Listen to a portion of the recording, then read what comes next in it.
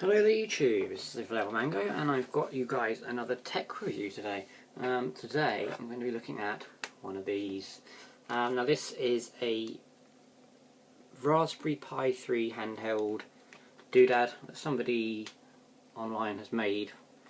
This is not actually my one, this is a friend's. I'm just doing a review because it's not the best, let's say, and I wanted to save you guys some money. So yeah, where do we start with this thing? Basically it can emulate most retro consoles, so currently I've got a list up on screen I can read out. It'll do GBA, MAME, Mega Drive or Genesis, Neo Geo, NES, PC Engine, it's PlayStation 1 and supposedly N64. I've read a lot about them saying that the N64 will only work on certain games.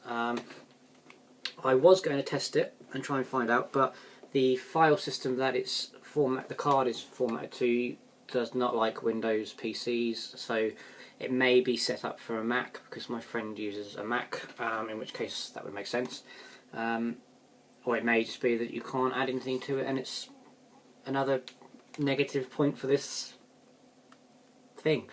PlayStation was the interesting one that I came across when I was doing the research on this thing. Due to a law passed in 2010, the DMCA exemption law or something along those lines, it is legal to own a PlayStation 1 BIOS, or to copy a PlayStation 1 BIOS, which is required to play PlayStation games. So technically speaking, by owning this, you have committed a crime. So that's a good start. How that sort of, people can let me know if that's accurate or not, I don't really, but yeah, brief bit of research found that out. 2003 to 2009 it would have been legal, providing you owned the console, but in 2010 the law was changed apparently, and it's now illegal thanks to Sony strengthening up their policies. Yeah, so to own the BIOS, or so to copy the BIOS even from a console you own, is now also illegal. So that's a nice bit of information there. So immediately by owning this product, you have committed an offence. Well, that's the start of that. So that's the good stuff done. So now we can go to ripping it apart about how bad it is. So these are being sold as for, depending on where you live, it doesn't make any difference, which is again another point I'm really confused with. If you live in Europe, this will cost you €300. If you live in America, this will only cost you $300. If you live in the UK, this will cost you £300. Work that one out. So this guy doesn't factor in any kind of currency conversion. It's just 300 whatever. I've found it on the same guy. I've heard reviews from the same guy, people saying that they've paid this much for it, so it's 300 wherever you buy it from, pre-built by this particular person. There is other builders out there obviously, so that's not to say they don't actually compensate for currency exchange.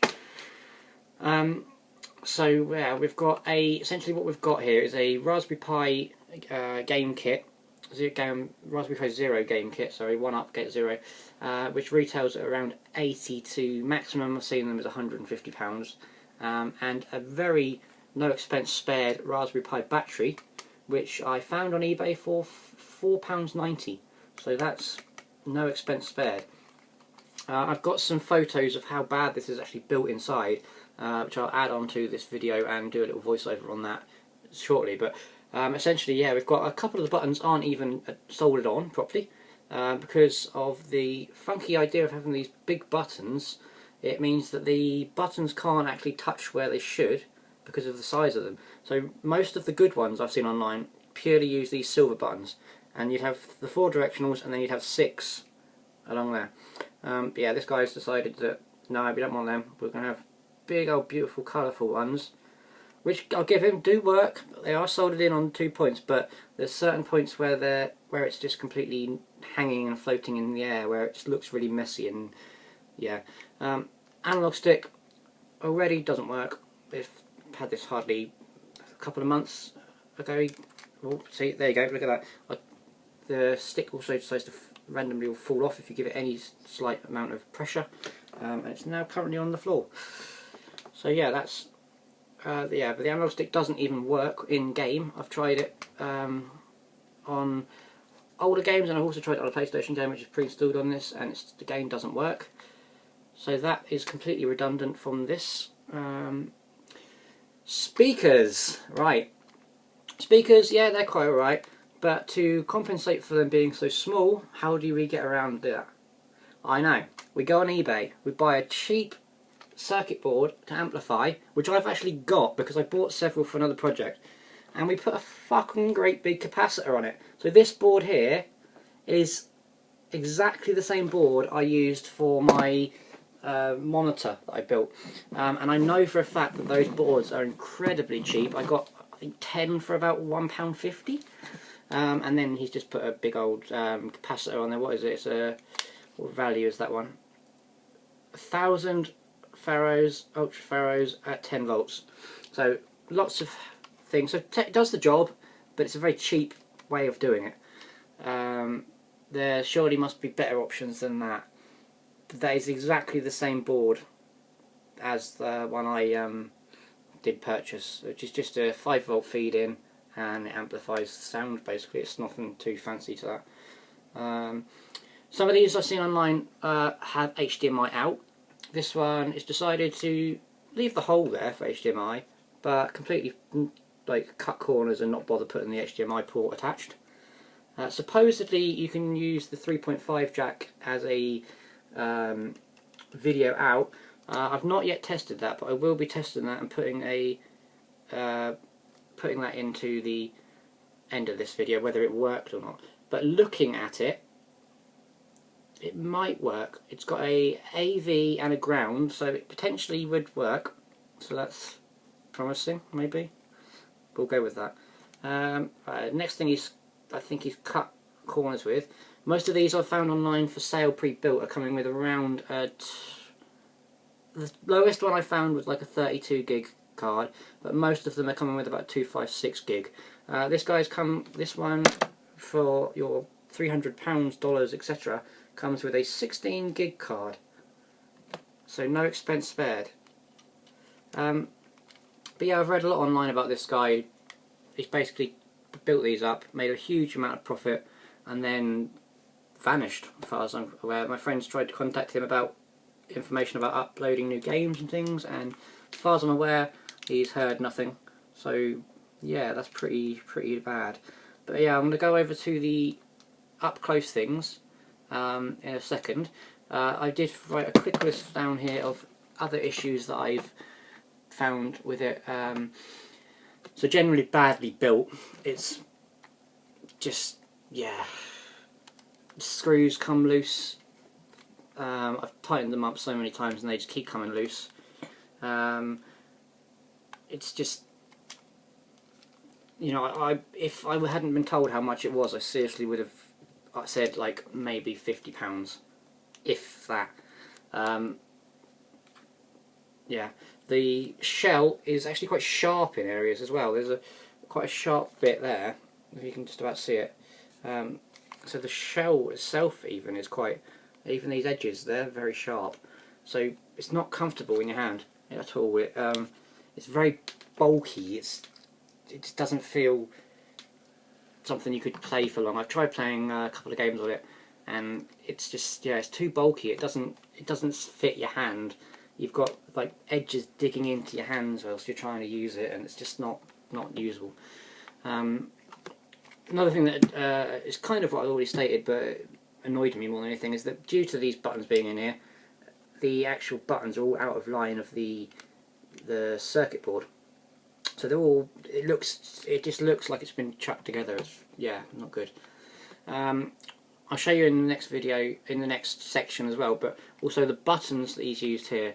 He's, to make them flat, he's literally just filled them with hot glue, and that's it.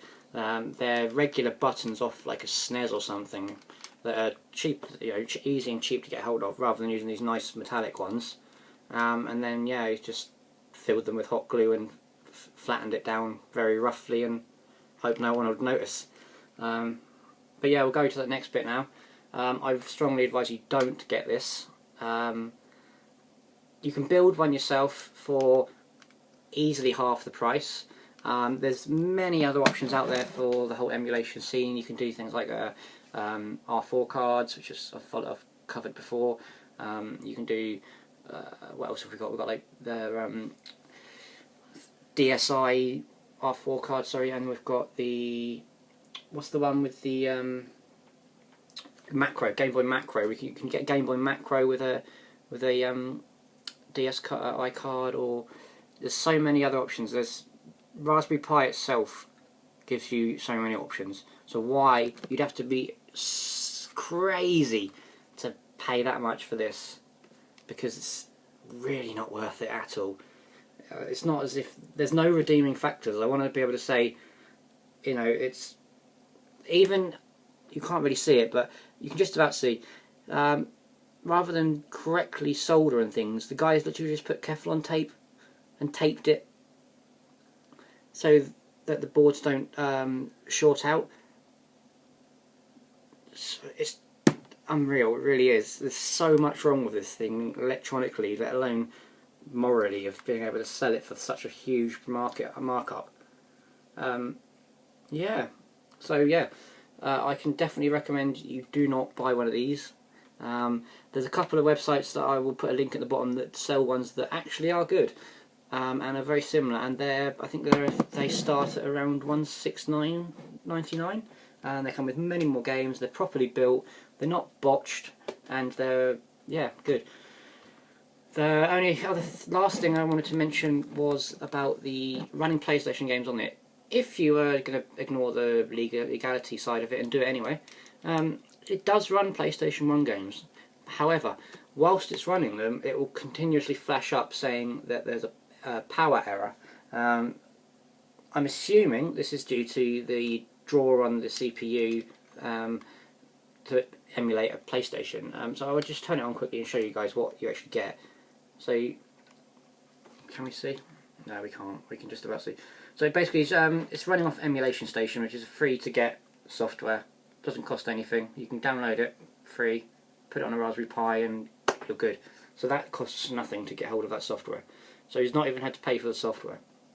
The ROMs, obviously, I'm not allowed to give you, but you can easily get ROMs online in certain places. So let me just wait for this to load up. But yeah, it's not. Still loading. Still loading. Still loading. Hey, it's finally doing something. So once it loads up, you are brought with a lovely screen saying Emulation Station. And it's very bright.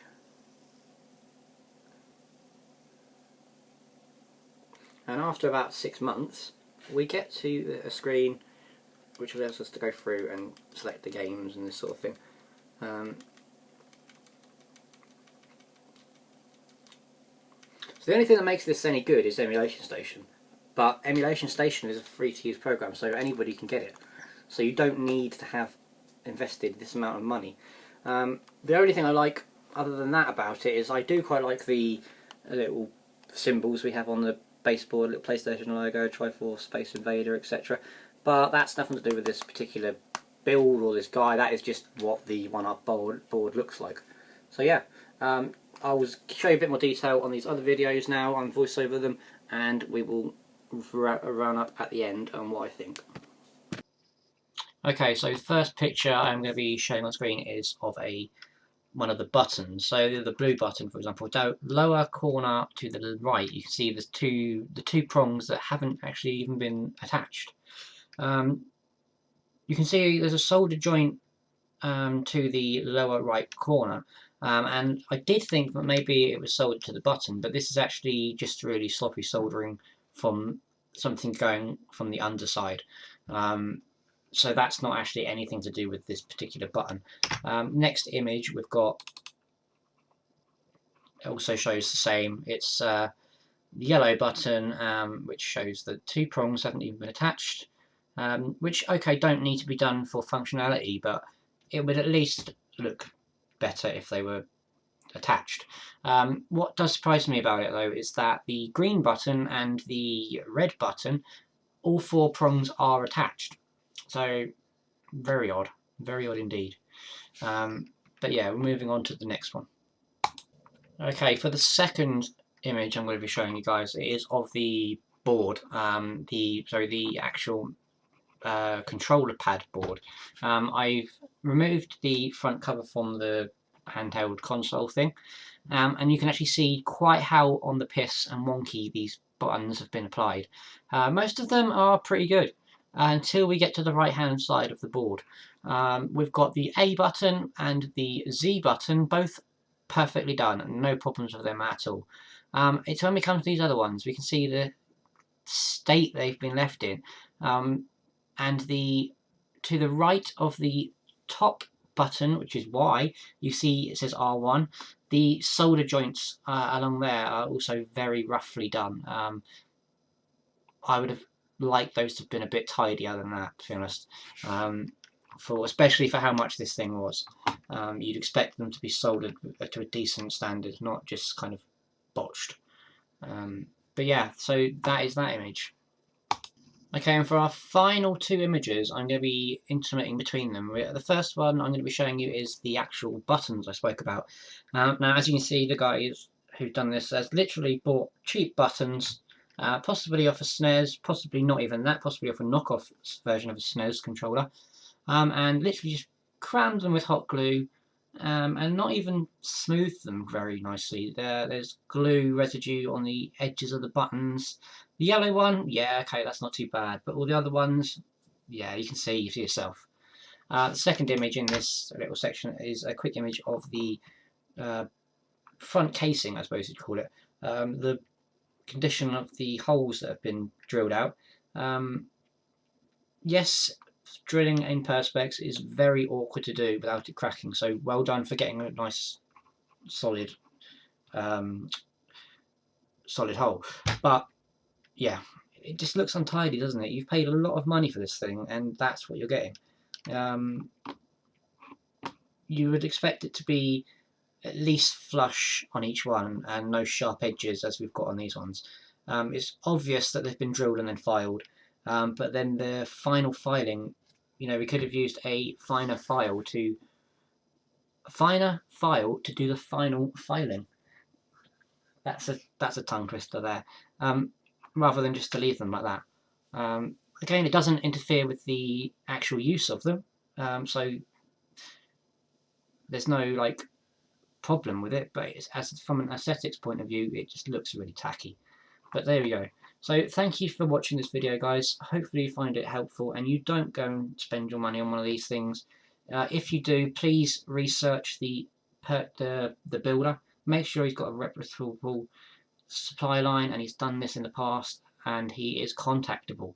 The main thing these sort of things you want is it somebody you can get in contact with if something goes wrong, especially if you're spending on such amount of money. You don't want to be spending all this money on it and then have nothing, no support, no company support afterwards if things do go wrong. So if you haven't already done so, please subscribe to the channel and hit the notification bell to get the latest update on my videos. I've got a lot more tech videos coming at you guys, lots of reviews and things planned. So yeah, thanks for watching and like the video if you liked it. If you don't like it down with the down thumb, and I will see you in the next one.